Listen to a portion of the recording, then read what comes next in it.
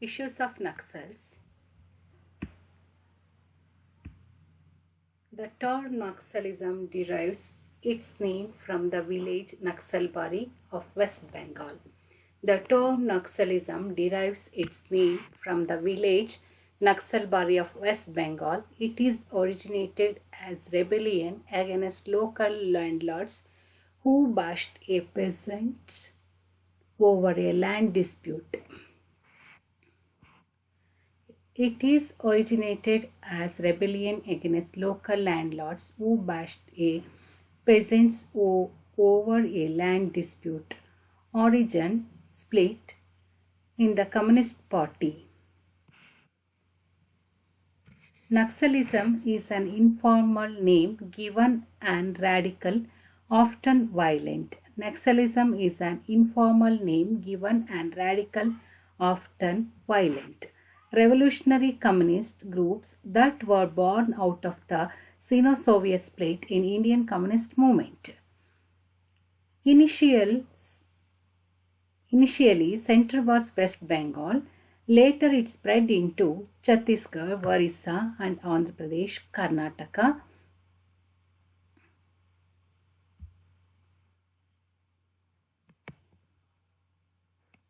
Spread of Naxalism. Eastern India in less developed areas of rural central and eastern India, such as Naxal activity in India today spreads across 90 districts in 10 states: Andhra Pradesh, Bihar, Chhattisgarh, Jharkhand, Karnataka, Madhya Pradesh, Orissa, Tamil Nadu, Uttar Pradesh and West Bengal. This rebellion was under the leadership of Kanu Santal, Charu Majumdar and Jagan Sanyal with an objective of rightful redistribution of the land to working peasants, which was initiated in 1967. This rebellion was under the leadership of Kanu Santal, Charu Majumdar and Jagan Sanyal with an objective of rightful redistribution of the land to working peasants, which was initiated in 1967. It is considered to be the far left radical communist. The Naxals support Maoist political sentiment and ideology. Majumdar, inspired by the doctrines of Mao Zedong, advocated that peasant and tribals overthrow the government and the upper class by force. His ideology was spread through his writings, particularly the historic 8 documents, which formed the basis of Naxalite ideology. His ideology was spread through his writings, particularly the historic 8 documents, which formed the basis of Naxalite ideology. These rebels not only were assisted by the people from nearby villages, but also from the People's Republic of China. These rebels not only were assisted by the people from nearby villages, but also from the People's Republic of China. The Chinese media had called this movement the Spring Thunder. The Chinese media had called this movement the Spring Thunder. The movement initially took inspiration from China's founding father Mao Zedong, but had later become radically different from Maoism. The movement initially took inspiration from China's founding father Mao Zedong, but had later become radically different from Maoism. The movement had later spread to other regions in the country. Most notably, in the 1980s, Andhra Pradesh saw the formation of People's War Group.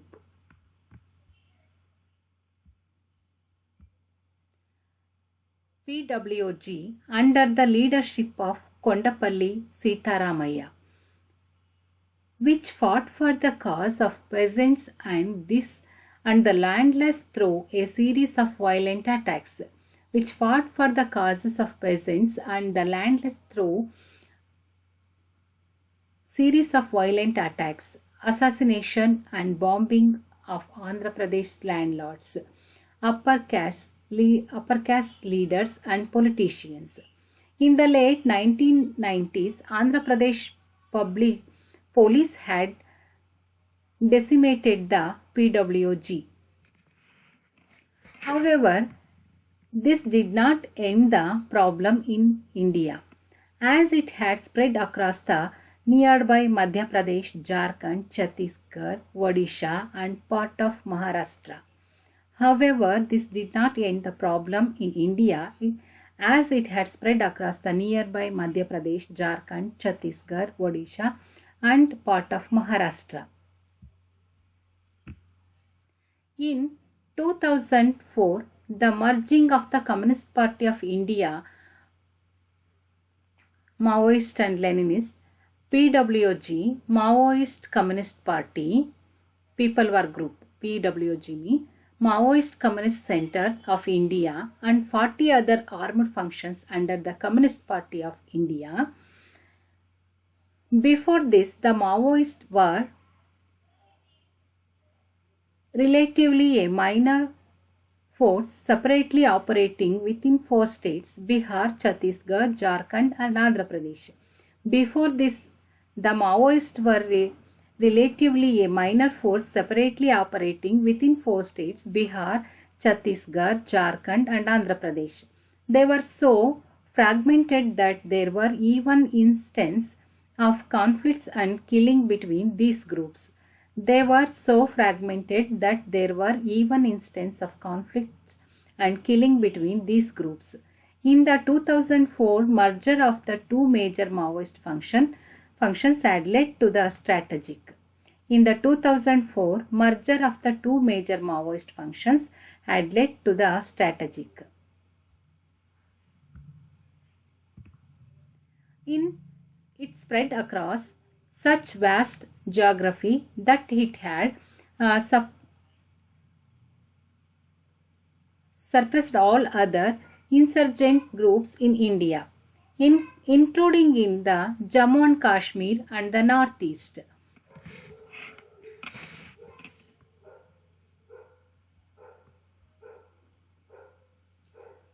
In 2006, they controlled more than 200 districts across the country. In 2006, they controlled more than 200 districts across the country. The insurgents had rapidly enhanced their fight force, arms, ammunition and cadre with improved expertise. In a short span of time, the People's Liberation Guerrilla Army, the armed wing of the CPI, had nurtured 20,000 regular cadres. In a short span of time, the People's Liberation Guerrilla Army, the armed wing of the CPI, had nurtured 20,000 regular cadres.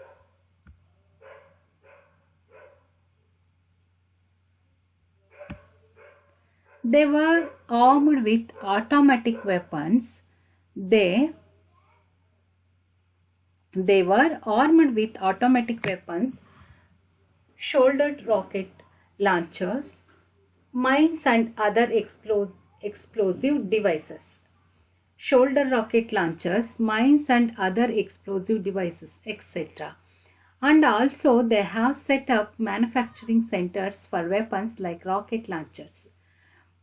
By the mid-2000s, the Maoists had managed to create full-fledged administrative and military infrastructures in the states of Chhattisgarh, Odisha, Jharkhand, Maharashtra, Bihar and West Bengal.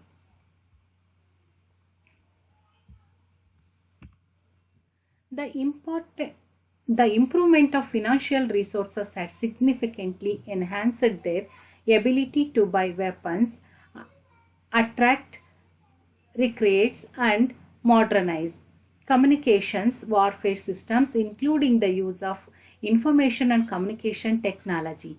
The improvement of financial resources had significantly enhanced their ability to buy weapons, attract, rec- attract, recreates, and modernize communications warfare systems, including the use of information and communication technology.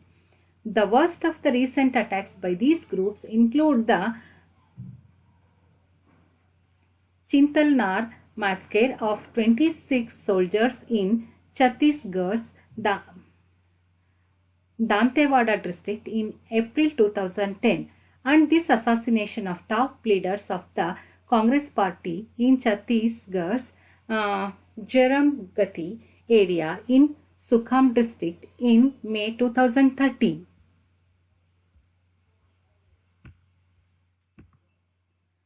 Naxalites are active in 220 districts in 20 states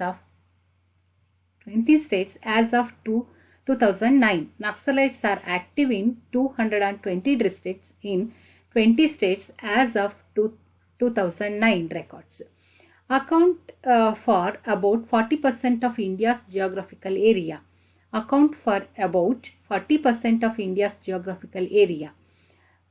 Concentrated in an area known as the Red Corridor. They concentrated in an area known as the Red Corridor, where they controlled 92,000 kilometers.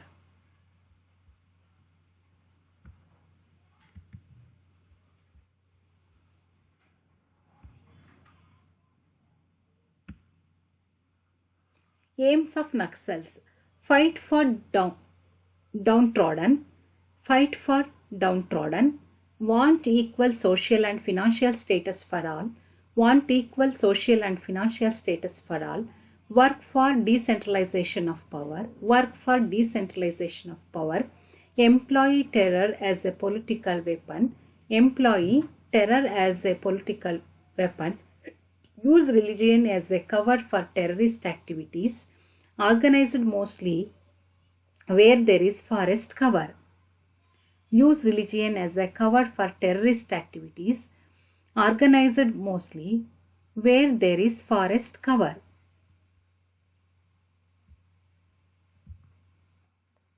Factors lead to the growth of Naxalism.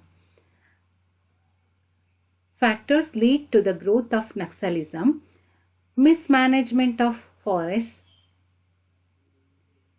It is one of the main reasons for the spread of Naxalism. It started with the British government monopolizing of the forest, started with the enhancement of various forest laws. The integration with the wider world led to an influx of a new class like moneylenders. The integration with the wider world led to an influx for a new class like moneylenders. The administrative machinery became more exploitative and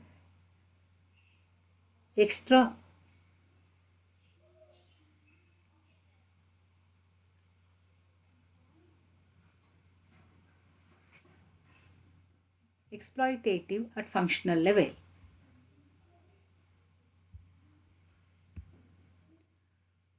Second one, tribal policies not implemented well. During the post-independence era, government was not able to stop the process of the tribal alienation and their displacement caused by large projects. Government was not able to stop the process of the tribal alienation and their displacement caused by large projects. Issues of food security were not fully sorted out. Consequently, Naxalism made inroads in Orissa and other states. The growing inter and intra-regional disparities. Naxalism attract poor peoples like fishermen,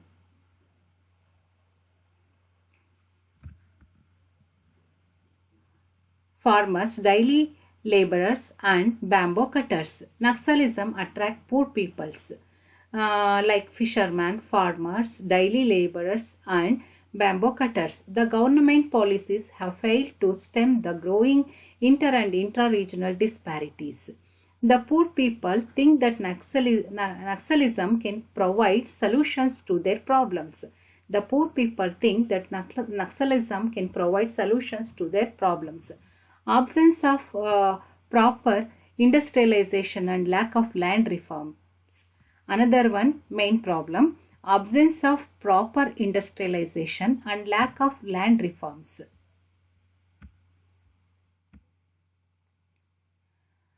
Implementation of land reforms by the government has yielded negative result. Implementation of land reforms by the government has yielded negative result. The absence of proper implementation of survey and settlement, this was damaged economy. The absence of proper implementation of survey and settlement, this was damaged economy. Absence of proper industrialization has failed to generate employment for rural people, leading to dissatisfaction with the government. Absence of proper industrialization has failed to generate employment for rural people, leading to dissatisfaction with the government. Geographical terrain. Other one important problem. Naxalism thrives in area covered with forests. Naxalism thrives in areas covered with forests. It helps them fight against the police and the army by waging guerrilla warfare. It helps them fight against the police and the army by waging guerrilla warfare. Another one main problem, middle class youth. Middle class youth. The educated youth have been the largest supporters of the Naxalist movement. Maximum of the youths involved in the movement are medical and engineering graduates. Universities have turned up to be a pitch for the creation of radical ideologies. Universities have turned up to be a pitch for the creation of radical ideologies. Naxalism was the brainchild of exploitative relation of landlords and peasants. But today it became the biggest security problem for India's future. Naxalism was the brainchild of exploitative relation of landlords and peasants. But today it became the biggest security problem for India's future.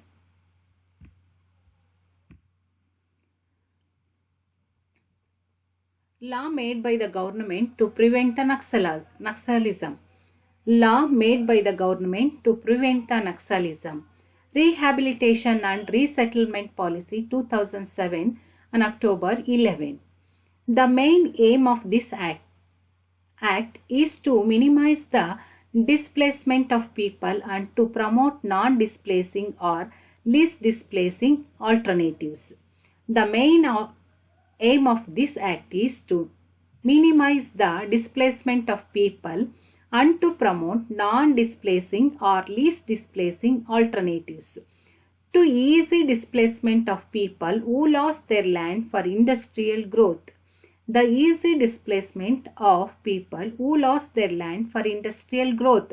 Under this policy, land in change for land will be given job prospective to at least one member of the family, vocational training and housing benefits including houses to people in rural area and urban areas will be some of the benefits. Under the policy, land in changing for land will be given job prospective to at least one member of the family, vocational training and housing benefits including houses to people in rural and urban areas will be some of the benefits. Forest Rights Act or Recognition of Forest Rights Act 2006. Forest Rights Act or Recognition of Forest Rights Act 2006. The scheduled tribe and other traditional forest dwellers or recognizes the rights of the scheduled tribes and forest dwellers who have been living in the forest for years but their rights have still not been recognized.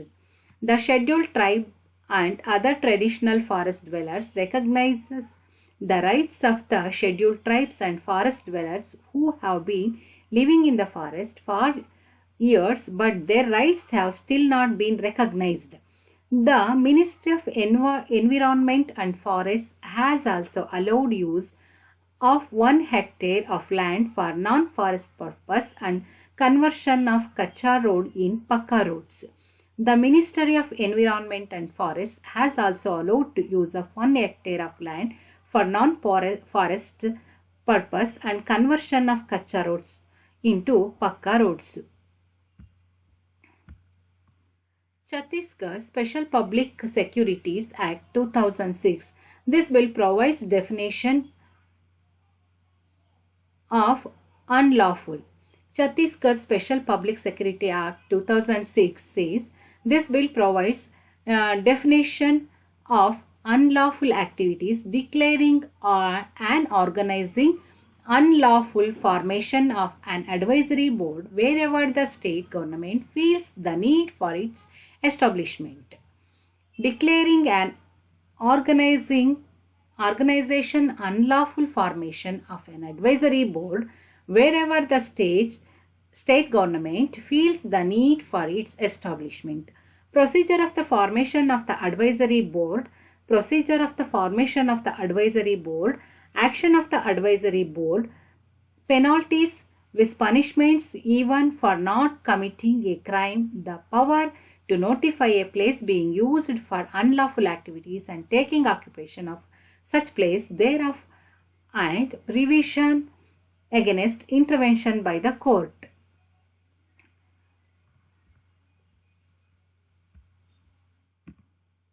These laws have in many ways caused a lot of problems to the tribals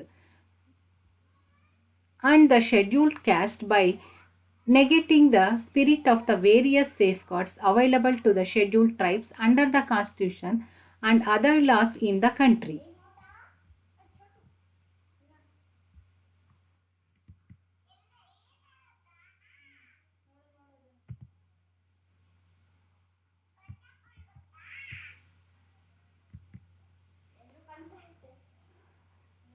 The Act providing land for land has become a nightmare of the government and has become a stumbling block for ensuring industrialization. The Act providing land for land has become a nightmare for the government and has become a stumbling block for ensuring industrialization. As for the Unlawful Activities Prevention Act, the government has banned all organizations that have any connections with any Naxal movements like the MCC or the CPIM.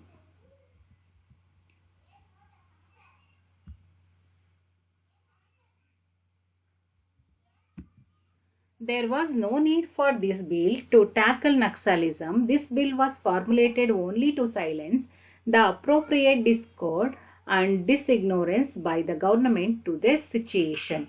There was no need of this bill to tackle Naxalism. This bill was formulated only to silence the appropriate discord and disignorance by the government of their situation. CSPS Bill 2005. CSPS Bill 2005. It provides the district magistrate unconditional powers of notify places which he thinks are being used for unlawful activities without any prior notification.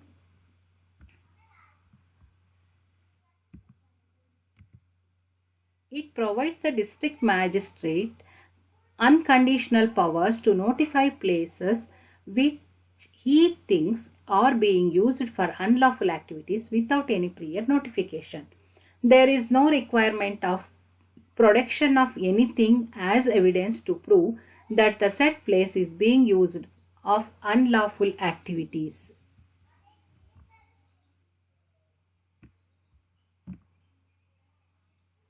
It is just a violation of principles of natural justice as the aggrieved parties do not even get a fair hearing. It is just a violation of principles of natural justice as the aggrieved parties don't even get a fair hearing. This bill also provides that any revision application has to be filed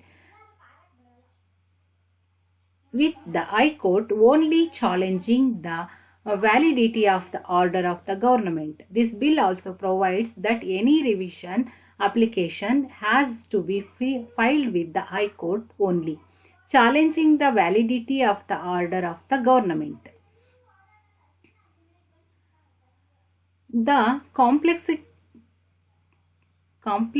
of the causes of the Naxalite problem as well as its implication both for internal and external security reflect a solution that is multidimensional and calls for a synergy between the central governments and the states.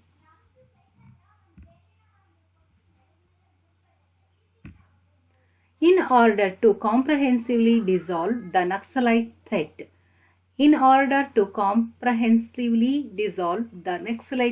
the government has to address its root causes.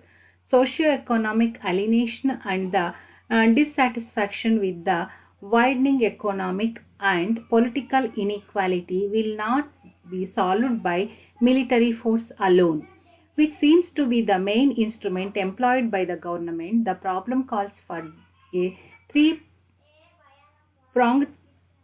solution: social and economic development, multilateral dialogue, and military force.